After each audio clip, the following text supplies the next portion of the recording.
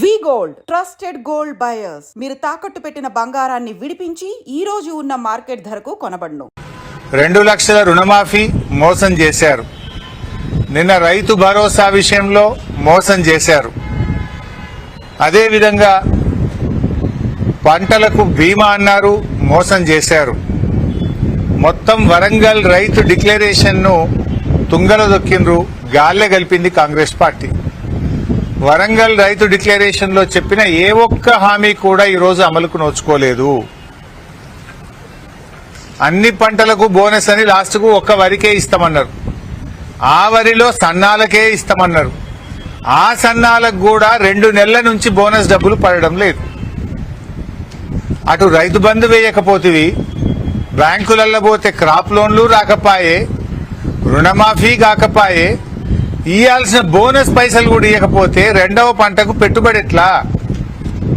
రుణమాఫీ అయితే కొత్తగా క్రాప్ లోన్ ఉన్న దొరుకు, అటు రుణమాఫీ చేయకపోతేవి. పోనీ అన్నట్టు ఎకరానికి 15,000 రూపాయల రైతు బంధు ఇచ్చిన చేతుల పంటకు పెట్టుబడికి సాయం జరుగుతుండే, అది ఇవ్వకపోతేవి. పోనీ 6 కాలం కష్టపడి పంట పండిస్తే పండిన పంటకు ఇయ్యాల్సిన వడ్ల పైసలు కూడా ఇవ్వకపోతే నువ్వు రైతులకి ఏం చేసినట్టు?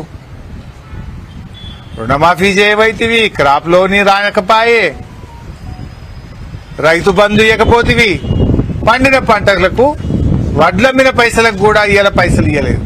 పాలమూరు బిడ్డగా నల్లమల్ల అడవులో నుంచి వచ్చిన నేను ఒక రైతు బిడ్డగా 2 లక్షల రూపాయల రైతు రుణమాఫీ చేస్తా అని సరిగ్గా 60 రోజుల్లో 25,50,000 మంది రైతులకు 21,000 కోట్ల రూపాయలు 2 లక్షలు రుణమాఫీ చేసి ఇచ్చిన మాట నిలబెట్టుకొని మాట తప్పని మడమ తిప్పని పార్టీగా ఈరోజు 25,50,000 మంది రైతులకు 21,000 కోట్ల రూపాయల రైతు రుణమాఫీ చేసినాం.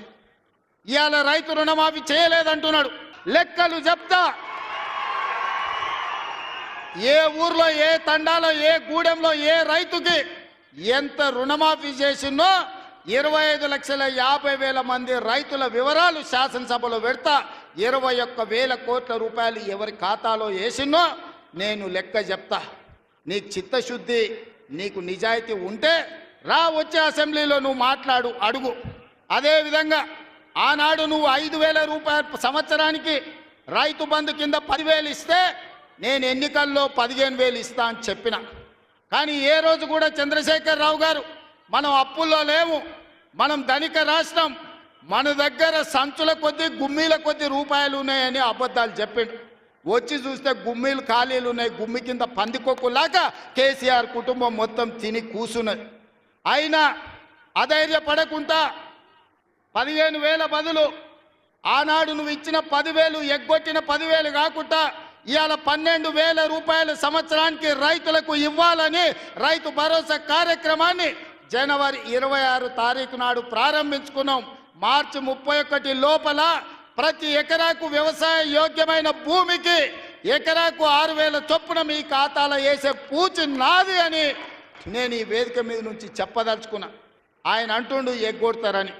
నేను నీలాక మాట చెప్పి ఎగ్గొట్టేటోని కాదు. దళితులకు 3 ఎకరాలని ఎగ్గొట్టినావు, దళిత ముఖ్యమంత్రి అని ఎగ్గొట్టినావు, డబల్ బెడ్రూమ్ ఇండ్లు అని ఎగ్గొట్టినావు. ఇట్లా చెప్పుకుంటూ వెళ్తే 100 మాటలు ఇచ్చి ఎగ్గొట్టిన చరిత్ర నీది, పంగనామాలు పెట్టిన చరిత్ర నీది. చంద్రశేఖర్ రావు 10 ఏళ్ళు పరిపాలన చేసి ప్రజల దగ్గరకు పోతే డిసెంబర్లో అధికారం కోల్పోయినావు, జూన్లో డిపాజిట్లు కోల్పోయినావు పార్లమెంట్లో. ఇప్పుడు మెదడు కూడా కోల్పోయినట్టే ఉన్నాడు ఆయన, పెద్ద మంచి ఫామ్ హౌస్లో పండుకొని. డిసెంబర్లో ఆయన అన్నీ చెప్పిండు.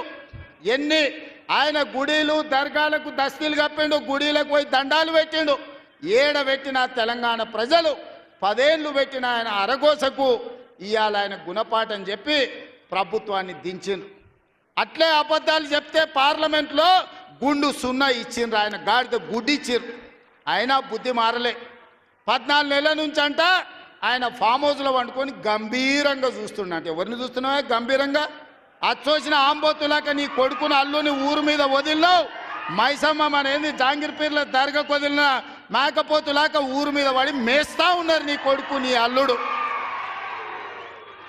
మన జాంగీర్పేర్ల దర్గా కోసుకుంటాం కదా మనం, అట్లా జాంగీర్పేర్ల దర్గాను కూడా మోసం చేసిన 100 కోట్లు ఇస్తాను మా శంకర్ చెప్తున్నాడు. ఇవాళ రాజన్న సిరిసిల్ల ఆలయానికి 100 కోట్లు ఇస్తాను, ఆ దేవుని మోసం చేసినాం. ఈడ దర్గాను మోసం చేసినాం. పాలమూరులో ప్రాజెక్టులు కడతా అని, పాలమూరు రంగారెడ్డి ఎత్తిపోతలు పూర్తి చేస్తా అని, కల్వకుర్తి